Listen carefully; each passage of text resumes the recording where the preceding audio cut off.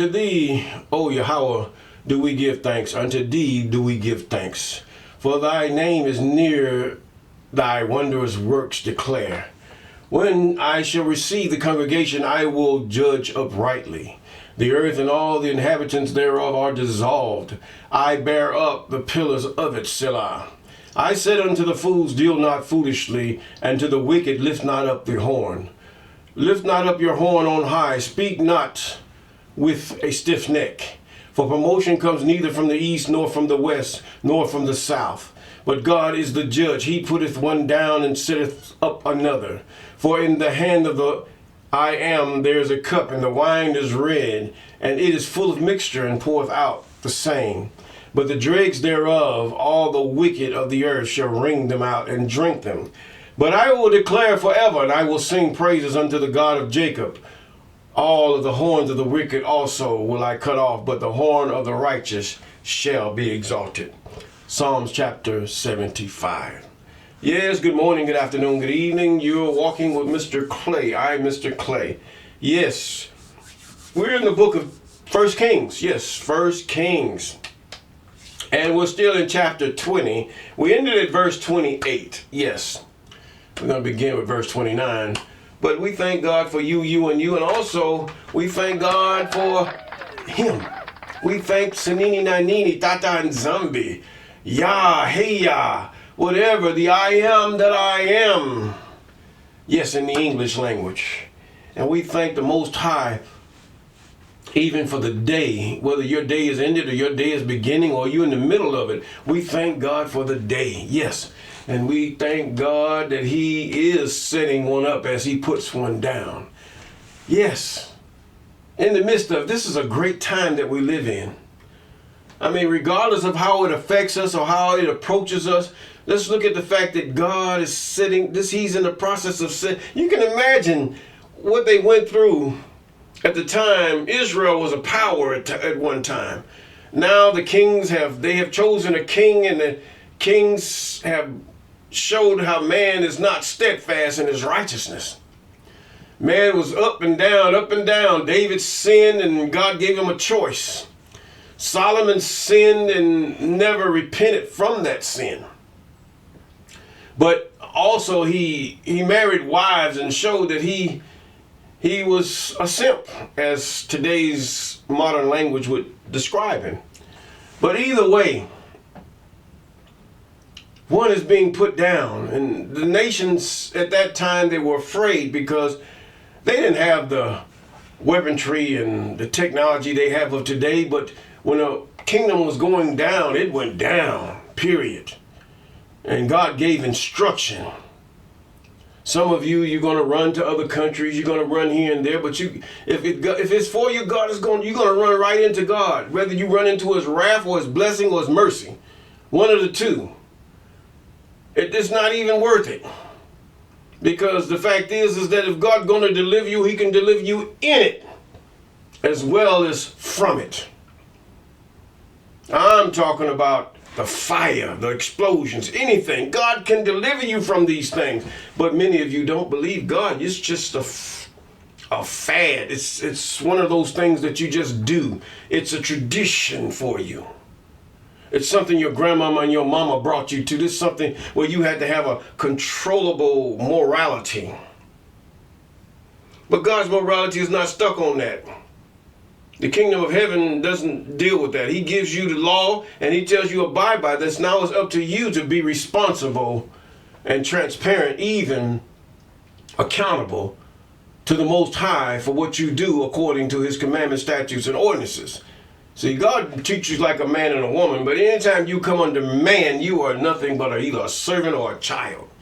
And you're a grown person. And you think you're grown because you got a job and all this other stuff. Doesn't matter. And some of you take this Psalms here as your job and all this other stuff. Your boss is your God. He set one down and you're going to put one up. Is that when then you try to sublimate it into God? No, your boss is never your God. And for some of you, he never liked you. It's just the fact that you making money.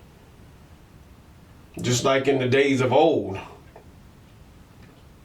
when Joseph or Jacob was making harem money. And he would set him over thousands of sheep. Did that put God set him up? No, he was being made a fool of, but he spared him. Yes, but the fact is that we're in the process. We're looking at the process of one power being not, or should you call them earthly gods? Yes.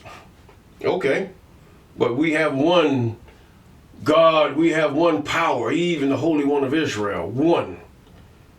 He's the one that he set the king of Syria up, and Syria does not have nothing to do with him. He set one down, Ben-Hadad, and now he's getting ready to raise one up, Hazael.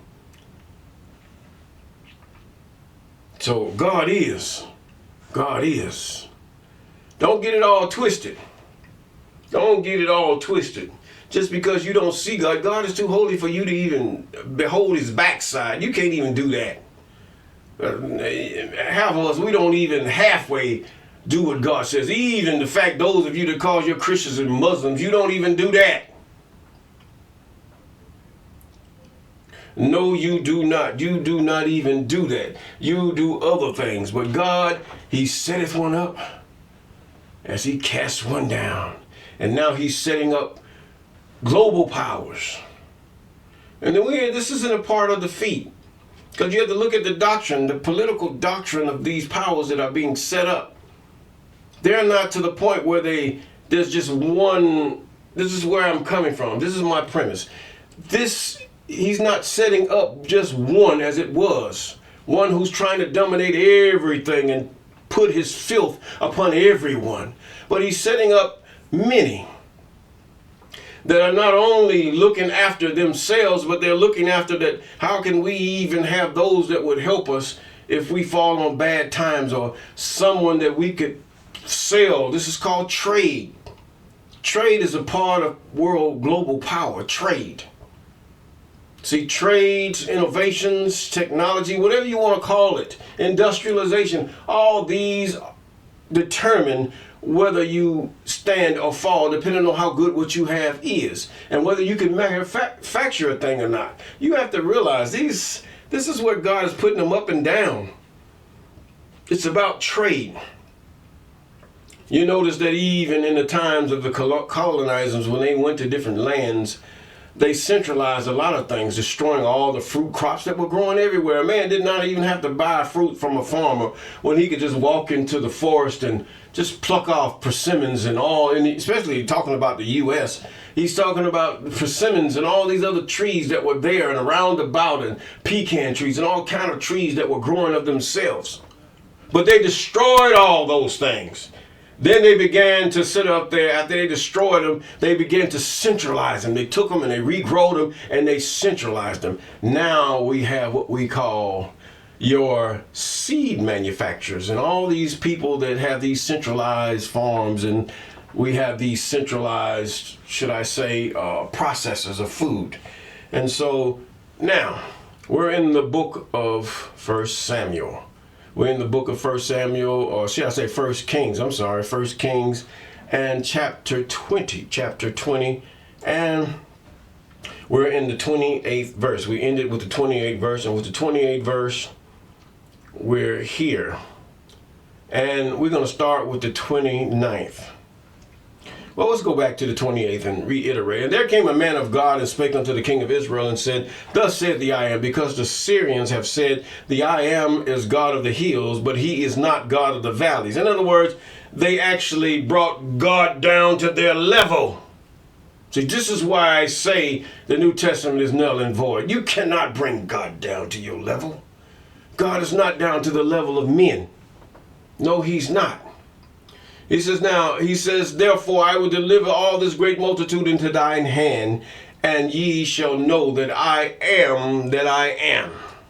Yes, he will deliver. In other words, he will deliver their defeat. They will be defeated by you. And they pitched over against the other 7 days, and so it was. And in the 7th day of the battle was joined. The children of Israel slew of the Syrians 100,000 footmen in one day. So it was the Syrians that told their people that this was God of the hills. In other words, bringing God down to their level. And this is what many churches, mosques, and everybody else does. Bring the Most High down to their level. He's nowhere near your level, man, woman. But the rest fled to Aphek into the city, and there was a wall fell upon 20 and 7,000 men that were left. And Benhadad fled and came into the city, into the inner chamber. Now this is the current, at this time that this was being done, because this was written much later. At this time, the king, son of Hadad, he was the current king of Syria. Now this, and his servant said unto him, behold, now we have heard that the kings of the house of Israel are merciful kings. Let us, I pray thee, put sackcloth on our loins and ropes on our heads and go out to the king of Israel. Perhaps, or peradventure, he will save thy life. It's talking to the king of Syria, Ben-Hadad. And so they girded sackcloth on their loins and put ropes on their heads and come out to the king of Israel and said, thy servants Ben-Hadad saith, I pray thee, let me live. And he said, is he yet alive? He is my brother. He said, he is my brother. Why not is he brother? Did not even Abram come out of the land of Syria? The Ur of the Chaldees? Now, when the men did diligently observe whether anything would come from him, and did hastily catch it, they said, thy brother Ben-Hadad, even he said, go ye, bring him. And Ben-Hadad came forth to him, and he caused him to come up into the chariot. And Ben-Hadad said unto him, the cities which my father took from thy father, I will restore, and thou shalt make streets for thee in Damascus. He's talking to Ahab. As my father made in Syria. Then said Ahab, I will send thee away with this covenant, or this agreement. So he made an agreement or covenant with him, and he sent him away. Then a certain man out of the son of the prophet said unto his neighbor in the word of the I am, smite me, I pray thee. And the man refused to smite him. And he said unto him, because thou hast not obeyed the voice of the I am, behold, as soon as thou art depart from me, a lion shall slay thee. And as soon as he was departed from him, a lion found him and slew him. Now you call yourself a prophet. God tell you to go, tell you woman, go and put an impression on my arm. Squeeze my arm so much that it turns red, or that it turns a dark brown, or that it's sore, and it can be seen. But you refuse to do such a thing. But the fact is, God turns around and he will say, if that man, he tells that prophet, if that man does not do such a thing, then this will happen. So this is what this prophet did. Now, how many of you would believe such a person? I tell you, knowing this scripture, I would smack the living daylights at him until he fall down on the ground.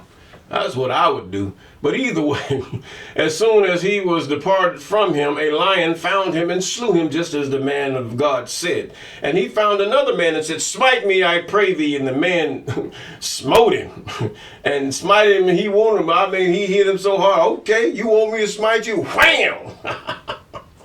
Yeah, do it, boy.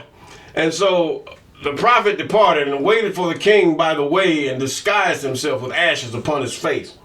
And as the king passed by, he cried unto the king, and he said, thy servant went out into the midst of the battle. Behold, a man turned aside and brought a man unto me, and said, keep this man. If by any means he be missing, then shall thy life be for his life, else thou shalt pay the talent of silver. And as thy servant was busy here and there, he was gone. And the king of Israel said unto him, so shall thy judgment be, thyself hast decided it. And he hastened and took the ashes away from his face. And the king of Israel discerned that he was of the prophets. And he said unto him, thus saith the I am, because thou hast let go of thy hand a man whom I appointed to other destruction. He's talking about Ben-Hadad. Therefore thy life shall go for his life, and thy people for his people. And the king of Israel went to his house heavily and displeased, and came to Samaria. Yes. Obedience is better than sacrifice. Whether your sacrifice you think is so merciful, your obedience is better than sacrifice, regardless. I mean, here you are trying to live all you can for the Most High, and your spouse walks up to you and just feeds you hogs, or feeds you chicken, or a scavenger's creature to eat. Oh, it's okay, and you knew this was it, but in order to please your mate, in order to seem like you were very pious, you agreed to it. And God strikes you with a certain sickness or disease. Yes, that's what he's talking about. In other words, when God commands something, you do it. And he's commanded us that we should put him first. Because in putting God first and shunning all idols and things, idol-like things and things that seem to put themselves before the Most High, to shun them things and cleave to the Most High would even cause us to love our brother. For if we love our God, we're going to love our brother. We're going to love our sister to the point where we respect them in every way, from the youngest of us to the oldest. Yes. Now here we go again. I mean, the prophet, God had called this prophet and told him and said, do this. I mean, to most of us, that would seem so bad to do such a thing. To tell a man to hit us first, and then just walk up to the king or to a president or to a government official. God will make the way. He'll put you right where you need to go. You don't even have to worry about nothing. You don't have to worry about nothing. Their security, their forces, whatever. He can be heavily guarded, but God will put you right in his face if he knows that you're going to execute his word. I mean, many of us, we can hide behind social media and talk about, we can make our claim toward celebrity. Who are celebrities? These are just actors.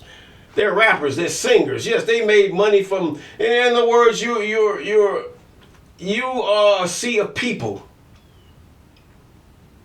Many of us, we're a sea of people, and we have made these people so because we like what they did and they began to be rich. Now they exalt themselves and put themselves far above us, and that you little, I'm big. But who got them there? It's not that they should give all their wealth to you, but the fact is to treat every man with respect and to be responsible for what they put out, that it might edify everyone to a certain point. Yes. But in all this, thou shalt have no other gods before me, he says. And if we do those things, we will have peace.